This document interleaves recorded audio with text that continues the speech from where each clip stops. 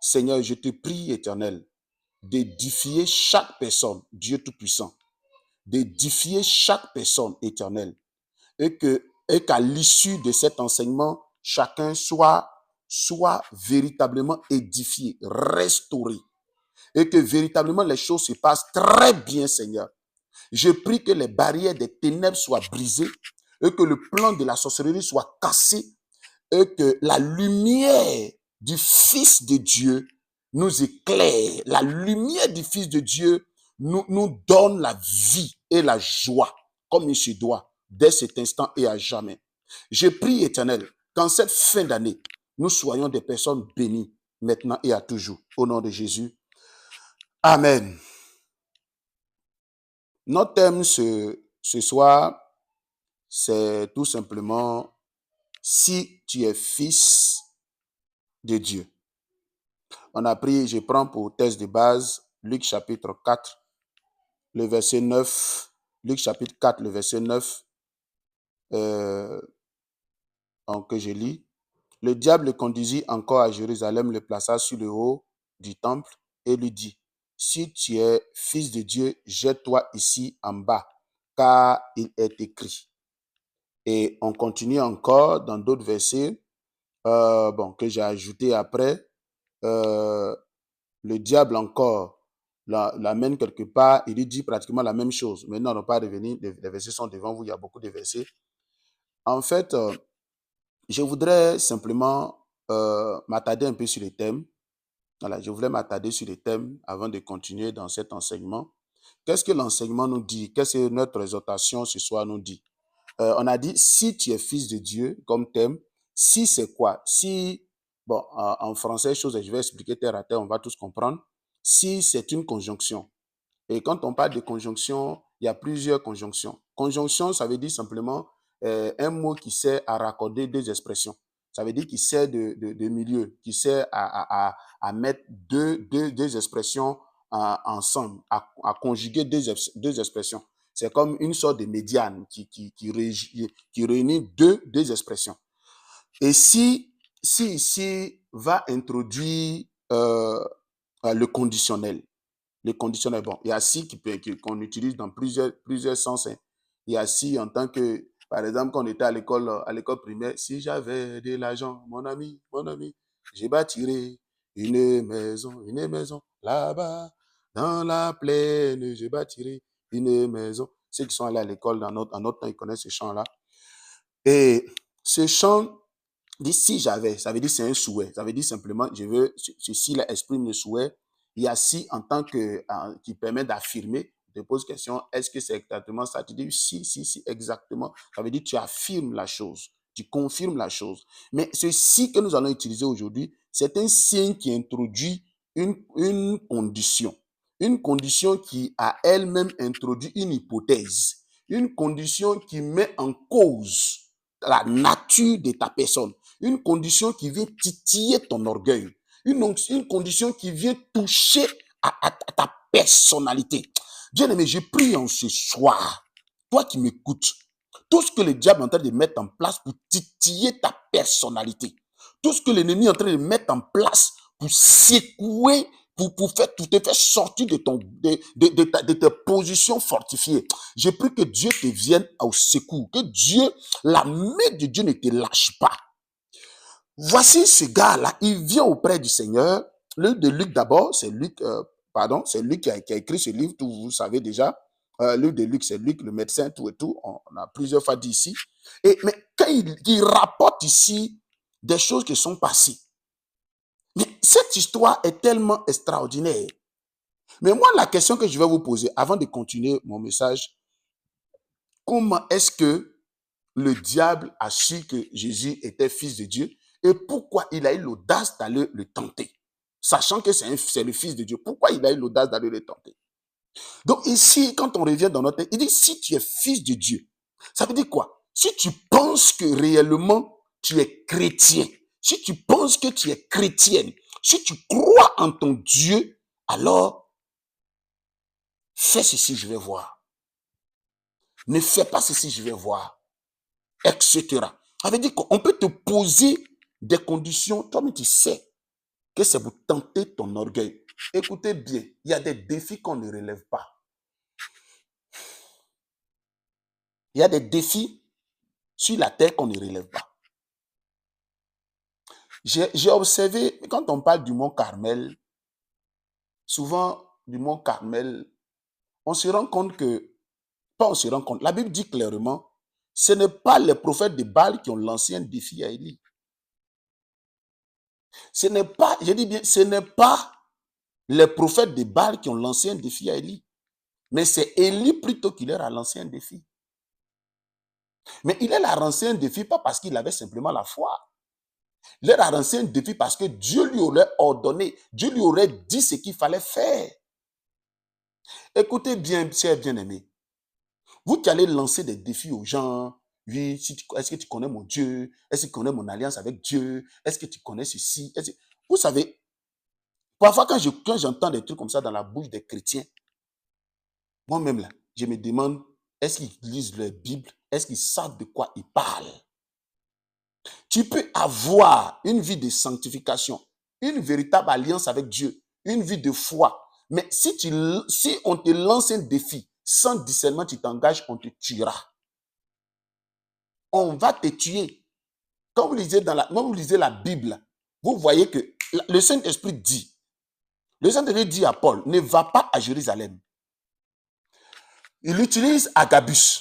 Il se saisit d'une ceinture. Ça, ce que ça veut dire, c'est les gens vraiment qui sont spirituels, qui peuvent me comprendre. Mais après, je vais essayer de rendre ça beaucoup plus léger pour que vous compreniez. Parce que je veux que vous compreniez ce que je vous dis ce soir. Et Agabus se saisit d'une ceinture. Il fait des signes avec la ceinture, il l'attache à gauche, à droite. Et au travers de ces ceintures-là, il dit, c'est comme ça que tu seras lié. C'est comme ça que tu seras attaché à Jérusalem. Mais l'apôtre Paul, comme il était obstiné, je dis bien obstiné, il est parti à Jérusalem et ce qui a été annoncé est arrivé. Écoutez bien, chers bien-aimés, il y a des souffrances dans la foi chrétienne, il y a des souffrances dans la vie ministérielle que certains serviteurs de Dieu, certains servants de Dieu, certains chrétiens endurent qui ne sont même pas de Dieu. Ils pouvaient même éviter, mais à cause de leur orgueil, parce qu'on a titillé leur orgueil automatiquement, ils se sont dit, oh, il faut que je relève de Dieu, il faut que je me prouve. Écoutez bien, tu ne prouveras rien plus que Moïse. Tu ne prouveras rien plus que Josué. Josué, lui, il a arrêté la lune sur Ajalon et le soleil sur Gabaon. Il a fondu le Jourdain. Moïse a fait pleuvoir de la nourriture, de la viande du ciel. Mais qu'est-ce que nous pouvons faire de plus extraordinaire que ces gens-là? Bien-aimé, je viens te dire ce soir que ta vie est précieuse. Ta vie est précieuse. Et nous allons entrer dans une année. Pourquoi je viens vous parler ce soir? Parce que nous allons entrer en 2025. Le diable va venir titiller votre foi, va venir titiller votre orgueil, va venir toucher à ce que vous avez d'important. Le diable va venir vous tester. Il viendra vers vous. Vous dites que vous avez la foi. Parce que, regardez ce que Dieu a commencé à me dire quand même de bonnes choses pour la nouvelle année 2025. Dieu a commencé à me dire de bonnes choses. Mais pour le moment, je me tais. Parce qu'il n'a pas encore fini de me parler. Mais en 2025, il y aura de bonnes choses. Il y a de bonnes choses qui arrivent pour 2025. Il m'a dit de façon résumée, je n'irai pas dans les détails, il m'a dit qu'en 2025, il y aura une accalmie. Vous verrez une accalmie. Là où il y avait des guerres, il y avait des trucs bizarres, il y aura un calme plat qui va venir. Vous verrez un calme qui viendra. De la manière dont l'année 2024 a été secouée, l'année 2025 ne sera pas pareil. L'année 2025, il y aura une accalmie, il y aura un calme plat. Mais c'est le calme avant la tempête. Mais je prie que dans ce calme, que le Seigneur nous donne le repos. Que le Seigneur nous donne le repos, que le Seigneur nous donne la paix, que le Seigneur nous donne la joie. Alors, il dit, si tu es fils de Dieu, mais qui parle ici? C'est le diable qui parle, les amis. Le diable dit au Seigneur Jésus, si tu es fils de Dieu, alors jette-toi du haut du temple. Car Dieu a dit que si tu te jettes là, les anges vont venir t'attraper. C'est écrit dans la Bible. Le Seigneur pouvait dire, ah, c'est écrit, je vais montrer au diable que c'est moi d'abord, c'est moi Jésus, hein. Voilà, c'est moi Jésus, je vais le faire. Mais il ne l'a pas fait. Pourtant, il pouvait le faire. Et quand vous lisez les passages précédents, il dit encore, si tu es fils de Dieu, transforme ces cailloux en pain. Jésus pouvait le faire, mais il ne l'a pas fait. Mais pourquoi il ne l'a pas fait? S'il le faisait, la condition ici, c'était quoi? C'était pour titiller son orgueil. Et quand, écoutez bien, dans votre marche, là où vous voyez que la chose titille votre orgueil, ne réagissez jamais. Si vous réagissez, vous échouerez. Vous perdrez, je dis bien, vous échouerez et vous perdrez votre relation, votre communion, votre joie et votre base avec le Seigneur. Le Seigneur vous quittera. Le Seigneur vous abandonnera sur le champ. Voici pourquoi vous avez vu des gens qui ont lancé des défis à des féticheurs.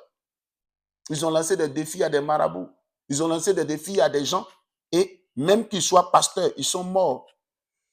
Ils ont dit à leur épouse, mais ma femme, tu sais, mon alliance avec Dieu, quelqu'un ne peut pas jouer avec ça. Non, ma foi, tu ne peux pas jouer avec ça. Non, je vis dans la sainte, tu ne peux pas jouer avec ça. Mais ce que tu es en train de faire là, ce n'est pas Dieu qui t'a envoyé. Ce que tu es en train de faire là, ce n'est pas Dieu qui t'a ordonné de le faire. Ce que tu es en train de faire là, c'est ton orgueil qui te pousse. Tu veux montrer que tu es chrétien, tu veux prouver que tu es pasteur, tu veux prouver que tu es serviteur de Dieu. Et toutefois qu'on décide de prouver qu'on est serviteur de Dieu, on est servant de Dieu, écoutez les amis, sans que Dieu n'ait dit quelque chose, sachez une seule chose. La seule récompense, ou bien la seule résultante que nous pouvons avoir, c'est l'échec. Voici pourquoi beaucoup de personnes échouent. Dieu veut t'avertir ce soir, Dieu veut te parler ce soir, pour que 2025, lorsque le diable viendra titiller ton orgueil, que tu ne réagisses pas. Que lorsqu'il viendra titiller ton orgueil, toi tu dis tu es chrétienne, voilà ta vie, tu dis tu es chrétien, voilà, ainsi de suite, il faut prouver. Ne cherche pas à prouver quelque chose aux gens, cherche toujours à prouver à Dieu. On continue dans notre message. Je n'ai même pas encore commencé à prêcher, c'est maintenant que je vais commencer. La Bible dit quoi? Lorsque le diable vient ici, il s'agit du moment où le Seigneur est dans le désert. Il est dans le désert, il est en train de gêner. Et c'est là que le diable lui apparaît. Mais avant cela, il y a eu un événement. Il y a un événement. La Bible dit que à la naissance du Seigneur, il y a un édit, un écrit d'Hérode qui a circulé.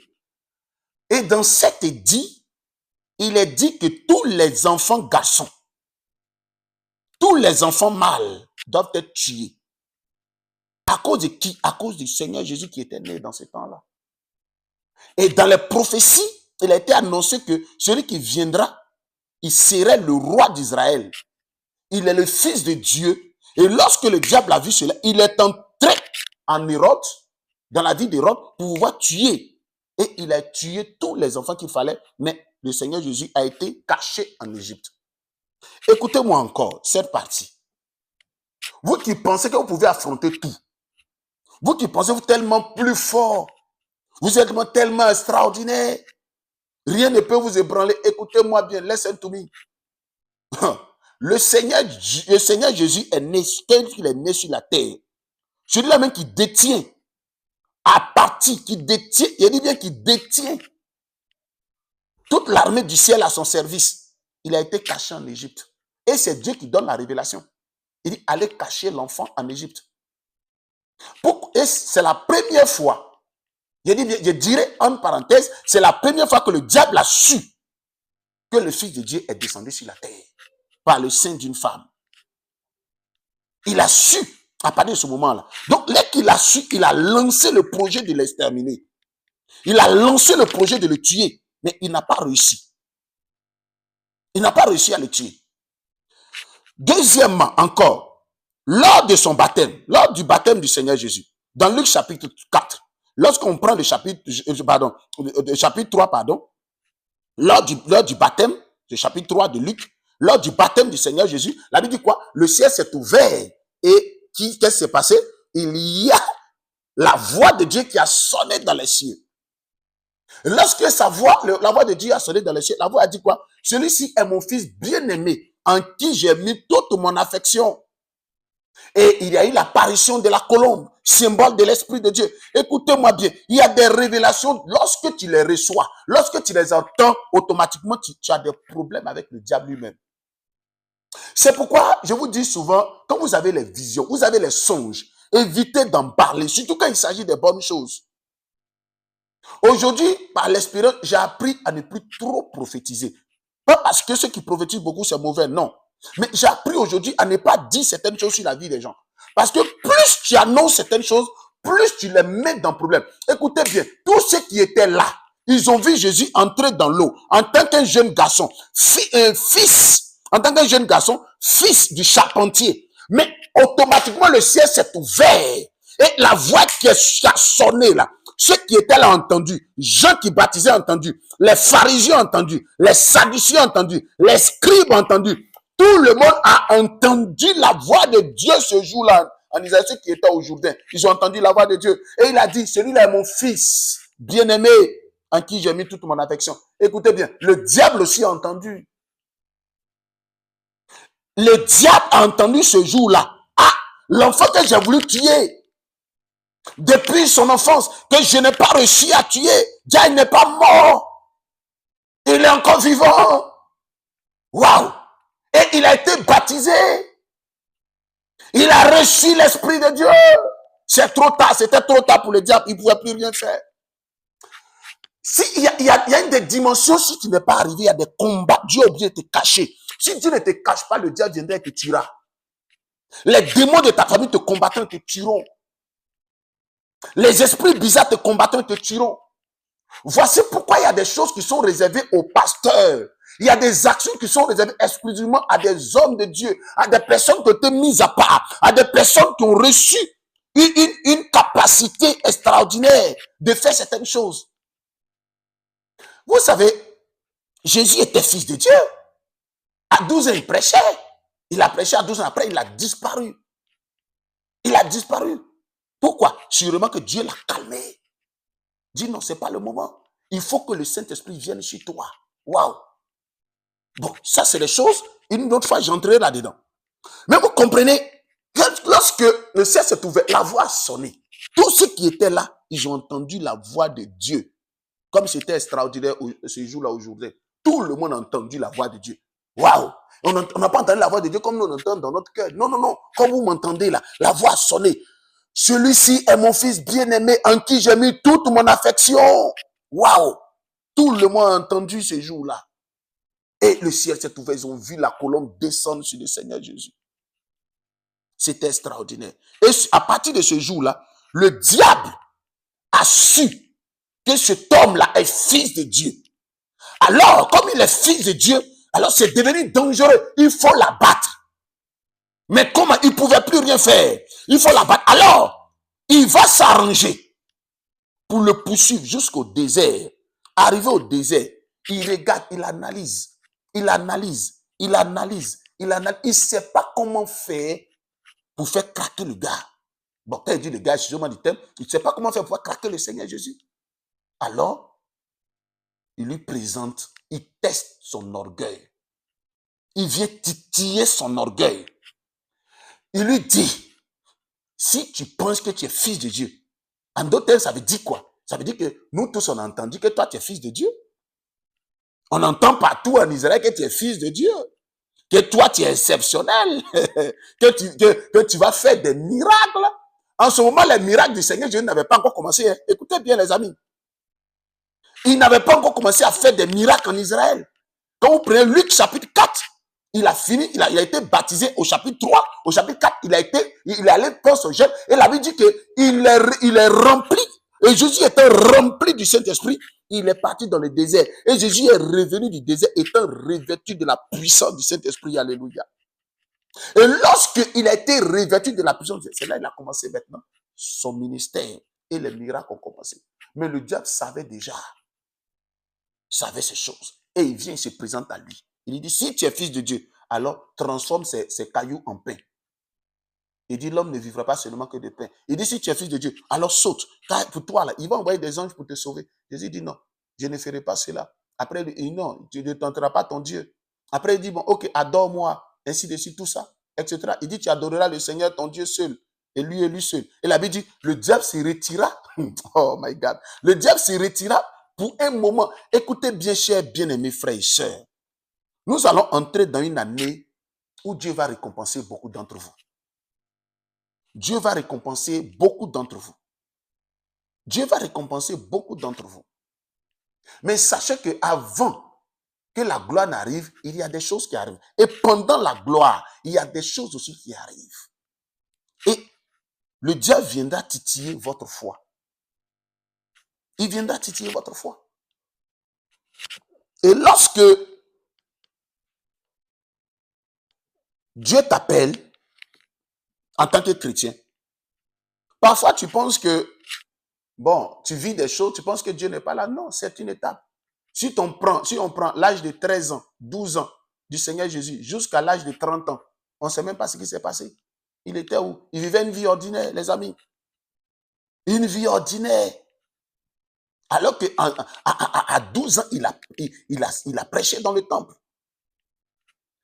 Tous ceux qui sont appelés au ministère de puissance, au ministère de pouvoir, ceux qui sont appelés à réaliser des grandes choses sur la terre, il y a un temps de silence que Dieu observe toujours avec tout le monde.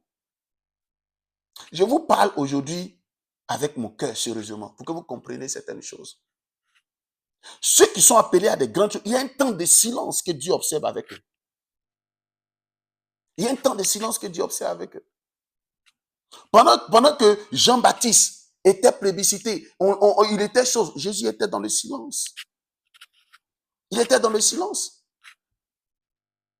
Tu peux être aujourd'hui dans le silence, mais Dieu est en train de préparer quelque chose. Si vous calculez 12 ans jusqu'à 30 ans, ça fait beaucoup d'années.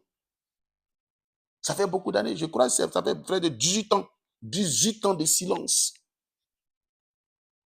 18 ans de silence. Il était là. Dieu était là, il le regardait. Il se promenait normalement comme les hommes. Normaux, comme les hommes normaux. Pourtant, c'est le Fils de Dieu qui est là. Tu peux avoir une grande destinée, mais ce n'est pas parce que Dieu a mis un temps de silence que tu vas penser que Dieu t'a abandonné. Le Dieu viendra te dire, mais toi, tu n'as pas dit que tu es chrétien, tu n'as pas dit que tu es fils de Dieu, tu n'as pas dit que tu es enfant de Dieu. Regarde ta vie. Bien-aimé, lorsque tu entendras cette voix, maudis cette voix dans ton cœur. Sache que Dieu peut mettre un temps de silence, mais malgré le temps de silence, il y a une date qui est fixée. Si tu persévères, je t'assure, en 2025, il reviendra vers toi et il fera des choses auxquelles tu n'as pas pensé, auxquelles tu n'as jamais pensé. Il fera des choses auxquelles tu n'as jamais pensé. Bien-aimé, tu peux être testé. On dit, si tu es vraiment fils de Dieu. Vous regardez, lorsque il est apparu devant les possédés de Gadara, ça, maintenant, il a commencé son ministère. Les démons ont reconnu en Jésus, fils de Dieu. Il dit, fils de Dieu, qu'il y a-t-il entre toi et nous? C'est pas notre temps, il faut nous laisser en paix. Waouh! Mais qui est allé dire à ces démons que Jésus est fils de Dieu? Qui est allé dire à ces esprits qui sont de l'autre côté du lac ou bien de la mer que Jésus, là, il est fils de Dieu? Mais c'est parce que le jour il était en train d'être baptisé, quand la voix de Dieu a sonné, les démons aussi ont entendu. C'est pourquoi les frères et sœurs, écoutez-moi bien, quand Dieu vous parle de bonnes choses, taisez-vous. Même quand vous recevez des paroles de connaissance, des prophéties sur la vie des gens, les bonnes choses, fermez un peu votre bouche. Parce que on met parfois les gens plus dans des problèmes. Lorsque la prophétie est sortie, c'est Dieu lui-même qui a parlé, mais les démons ont entendu. Tu es surpris, ou bien tu es surprise que tu es à Abidjan. Tu as reçu une révélation, mais tu vas au village, les gens sont au courant. Tu ne sais même pas comment ça s'est passé. Tu ne sais même pas ce qui s'est passé. Comment est-ce que les gens ont su ces choses-là? Mais même ce que je viens de vous prêcher là, écoutez, ce que je viens de vous prêcher, il y a des démons qui sont autour de moi qui entendent. Là où tu es assis ou assise, là où tu es couché là, il y a des démons qui sont autour de toi. Vous pensez que, oh my God. Écoutez, je vais vous choquer un peu encore. Là, il y a un homme de Dieu du nom de Oapatman que Dieu a enlevé. Il lui a présenté le royaume des démons. Il dit autour d'un démon, autour d'un vrai chrétien, autour d'un vrai chrétien, il y a au moins plus d'une dizaine de démons qui sont autour de lui. Chaque jour, quand il bouge là, il bouge avec lui, il dorme là, s'il ne peut pas rentrer dans sa maison, ils sont autour de sa maison, ils rôdent Partout il passe, il peut être à 100 mètres de lui, mais il observe tout ce qu'il fait. Écoutez, quand tu bois l'eau, les démons te suivent. Quand tu manges, là, les démons te suivent. Tout ce que tu dis, là, les démons te suivent. Quand tu parles au téléphone, les démons te suivent. Si tu es enfant de Dieu, ils ne peuvent pas te posséder, mais ils suivent, ils attendent que tu fasses une petite erreur. Ok, paf. Donc, quand la parole est sortie, depuis l'eau, depuis le baptême de Jésus, les démons ont su. Toute la horde des démons a été informée que le Fils de Dieu a été baptisé. Le Fils de Dieu est sur terre, les gars. C'est pas bon pour nous. Le Fils de Dieu est sur terre. Jésus est sur terre. Faisons attention, Jésus est là. C'est comme ça. La grâce qui est sur toi là, la paix qui est sur toi, le ministère qui est en toi, les faveurs de Dieu qui sont en toi, la puissance de Dieu qui est sur toi là, ce n'est pas seulement ton pasteur seul qui sait. Ce n'est pas pour quoi Israël seul qui sait. Ce n'est pas les anciens ceux qui savent. Ce n'est pas toi ceux qui sait. Ce n'est pas tout. Il dit, la horde des démons savent qui tu es. Quand tu voyages, même quand tu ne dis pas à quelqu'un, les démons savent où tu vas. Ils savent. Quand tu envoies un message à quelqu'un, j'ai dit, ils savent. Ils savent. Donc quand ils ont vu Jésus, le possédé de Gadara, ils ont vu Jésus. Ah, Jésus, fils de Dieu, notre temps n'est pas encore arrivé. Ils ont su là. Et ils savent. Mais donc il y a certains disciples peut-être qui ne savaient même pas. Ils ne savaient pas que Jésus était fils de Dieu. Parce que c'est Pierre qui avait reconnu cela. Certains disciples peut-être ne savaient même pas que c'était fils de Dieu. Mais les démons, ils savaient. Peut-être que les gens peuvent ne pas reconnaître qui tu es. Ils ne savent même pas qui tu es. Ils ne connaissent pas ta valeur. Mais dans le monde spirituel, ils savent qui tu es. Frères et sœurs, 2025, ton orgueil sera titillé. On viendra te tester. On viendra te mettre dans une position où, pour voir si réellement tu es enfant de Dieu, il faut prouver que toi tu es chrétienne. Il faut prouver que tu es chrétien. Il faut montrer que vraiment tu es chrétien. Tu es chrétien et puis tu es au chômage. Tu es chrétien et puis tu n'as pas de travail. Tu es chrétien et puis c'est ceci, c'est cela. Bien aimé, ton travail ne t'amènera pas au ciel. Ton argent ne t'amènera pas au ciel. Ce qui t'amènera au ciel, c'est ta foi en Jésus-Christ de Nazareth. C'est ta vie que tu mènes avec le Seigneur, ta sainteté, qui t'amènera au ciel. C'est pourquoi je viens ce soir, bien aimés frères et sœurs. Jésus lui-même qui est Dieu, le diable a entendu la prophétie qui était sur sa vie. Et il a traqué. Il a traqué le Seigneur. Depuis son enfance, il a traqué. Il a traqué depuis son jeune. Il a traqué. Il a traqué partout. Même ces démons ont reconnu que lui, là, c'est le Fils de Dieu. Bien aimé, souvent quand vous prenez les jeunes, ne pensez pas que ce que vous recevez comme révélation vient forcément de Dieu. Ne pensez pas que parce que tu es un jeune, donc tout ce que tu entends vient de Dieu. Non, c'est faux. La Bible dit que Jésus était dans 40 jours de jeûne. Et le diable est venu. Il lui a parlé. Et là où moi-même j'ai été choqué, peut-être que vous n'avez jamais fait attention, moi-même j'ai été choqué. La Bible dit quoi? Le diable a transporté le Seigneur Jésus et il a ouvert son esprit, il a ouvert ses yeux, il lui a montré tous les royaumes de la terre. Si il veut dire, ça va nous prendre trop de temps. Mais vous prenez Luc chapitre 4, vous verrez tout cela là-bas. Il lui montra tous les royaumes de la terre, waouh, avec leurs richesses. Et puis il lui dit, si tu te prosternes devant moi, tu m'adores, je vais t'accorder toutes ces gloires-là, toutes ces richesses-là. En un clin d'œil, le diable a ouvert ses yeux. Écoutez bien, chers bien-aimés frères et sœurs. Ce n'est pas parce qu'un frère prophétise qu'il est chrétien. Ce n'est pas parce qu'un frère a des visions, une sœur a des visions, songes, tout ça, qu'il craint Dieu ou bien il est chrétien. Non, ce n'est pas ça ou bien il est chrétien. Non. Le diable ouvre les yeux. Le diable a été capable d'ouvrir les yeux de notre Seigneur Jésus. Il l'a transporté sur la hauteur du temple. C'est-à-dire que quand tu lis, c'est tellement choquant de voir ces choses. Alors que la Bible dit, Jésus étant rempli du Saint-Esprit, fut conduit dans le désert en train d'être tenté par le diable. Ça veut dire que Jésus était rempli du Saint-Esprit, mais le diable l'a trimballé. Donc, si lui-même, il n'a point péché, le diable a ouvert ses yeux. Donc, toi, tu es là, dans ton prin-prin, tu penses que... Et puis, bon, souvent, on dort avec la colère, on dort avec les trucs, on fait les trucs. Tu penses que le diable ne peut pas te parler. Tu penses que le diable ne peut pas jouer avec toi. Tu penses que le diable ne peut pas faire certaines choses? La seule grâce que nous avons, alléluia, c'est par le sang de Jésus. C'est pourquoi tout enfant de Dieu, avant de te coucher la nuit, il faut toujours invoquer le sang de Jésus. Il faut toujours demander pardon, de te purifier avant de t'endormir. C'est pour dire simplement que, bien-aimés frères et sœurs, le diable aussi peut te transporter quelque part. Dans ton moment de faiblesse, il peut t'envoyer quelque part. Il peut te faire voir des choses.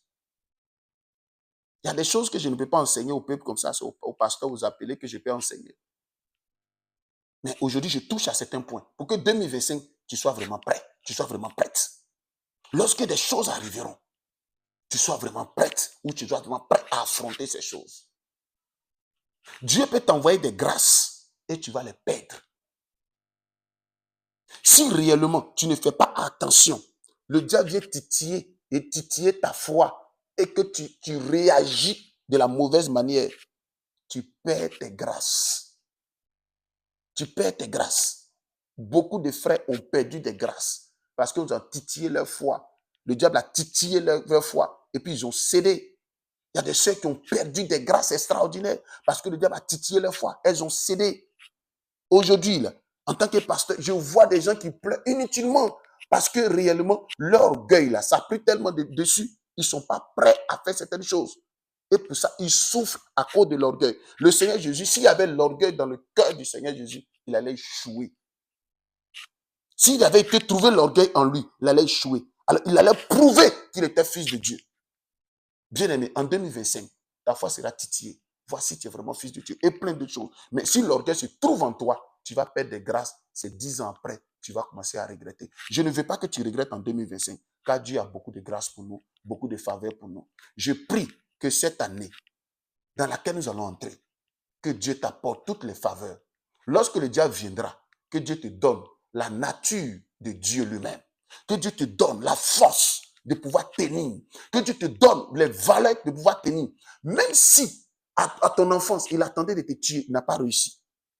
Même quand des révélations sont sorties sur toi, il a entendu, il te poursuit partout, il te traque partout. Sache une chose, il y a un secours qui ne fait jamais de défaut. On appelle ce secours le sang de l'agneau. La Bible déclare qu'ils l'ont vaincu à cause du sang de Jésus. Et par ce sang-là, nous avons la victoire. Je prie qu'en cette nouvelle année, avec l'accalmie qui viendra dans le monde, en tout cas, s'il doit y avoir des choses terribles sur le monde, Dieu ne m'a pas encore montré. Mais ce que j'ai vu, ce que j'ai entendu, il aura un plat, il aura un calme. Quand on dit un accalmie, ça veut dire où il y a eu des troubles et puis il y a eu un temps de calme. Un temps de calme qui va venir sur le monde. C'est ce que le Seigneur m'a fait comprendre. Dans ce temps de calme-là, l'évangile va encore commencer à prospérer. 2025, l'évangile va prospérer. Quand il dit l'évangile va prospérer, il ne parle pas d'argent. L'évangile va commencer à croître. L'onction va revenir. L'onction va revenir. Des choses extraordinaires vont commencer à se préparer. Ceux qui prient beaucoup, Dieu va commencer à leur montrer. Des grandes choses arrivent. Je ne sais pas si je suis dedans, alléluia. Si tu es dedans, alléluia. Mais je sais que Dieu va commencer à relever l'évangile. Et il m'a fait comprendre qu'après ce temps-là, il va relever les fils de Dieu. Il va relever les fils de Dieu qui ont gardé leur dignité, qui n'ont pas cédé au diable, qui n'ont pas cédé au plaisir du diable, qui n'ont pas cédé aux pensées du diable, qui n'ont pas cédé à l'orgueil. Parce qu'on a tous été confrontés à des choses. On a tous été confrontés à des choses. Mais on n'a pas cédé à certaines choses. Quand le diable s'est présenté avec ses faveurs, avec ses choses, on a tous rejeté. Et aujourd'hui, nous allons entrer dans la nouvelle année. Bien-aimés frères et sœurs, Dieu dit, il est temps, il va relever la tête de ses enfants par l'évangile. L'évangile va prospérer à nouveau. Mais après cela, il viendra. C'est comme il m'a fait comprendre, il dit, c'est comme le calme avant la tempête. Le calme avant la tempête. Je ne sais pas c'est quel type de tempête qui viendra, mais il dit le calme avant la tempête. Donc, regardez bien, l'évangile va partir en flèche. Les pays arabes, là, my God, écoutez bien, les pays arabes, il y aura plus de conversions dans les pays arabes. Il y aura plus de conversions dans les pays arabes. Observez, vous verrez, même des princes, des musulmans, des arabes, des gens, beaucoup vont commencer à se convertir. Ils vont commencer et beaucoup vont commencer à ne plus cacher leur foi. Je vois même, pendant que je parle, je vois même en Inde même, beaucoup vont commencer à brûler les choses. Il y aura des conversions extraordinaires. Vous allez voir ces choses. L'évangile va commencer à prospérer à nouveau. Mais c'est un calme où après, on entend un calme qui prépare la tempête. Et parce que je ne sais pas, bien aimé, je ne sais pas si c'est ce qui est annoncé dans Matthieu 24. Que l'évangile sera prêché, cette bonne nouvelle sera prêchée dans le monde entier, et après quoi viendra la fin. Mais il m'a dit que l'évangile va commencer à prospérer à nouveau à partir de 2025. Il aura un calme plat, un calme, une accalmie. Mais après ça, il aura une tempête. Mais lorsque cette tempête va venir, bien aimé, est-ce que tu auras gardé ta dignité en tant que fils de Dieu? Est-ce que tu auras gardé ta foi? Est-ce que tu auras gardé ce qu'il fallait? Aujourd'hui, je viens par les compassions du Seigneur te demander, chers frères et sœurs, de supplier afin que véritablement le Seigneur nous donne d'aller de l'avant et que nous gardons notre dignité comme notre Seigneur a gardé sa dignité face à la tentation. Que ce Seigneur bénisse cette fin d'année pour toi et que sa grâce te couvre au nom de Jésus. Amen.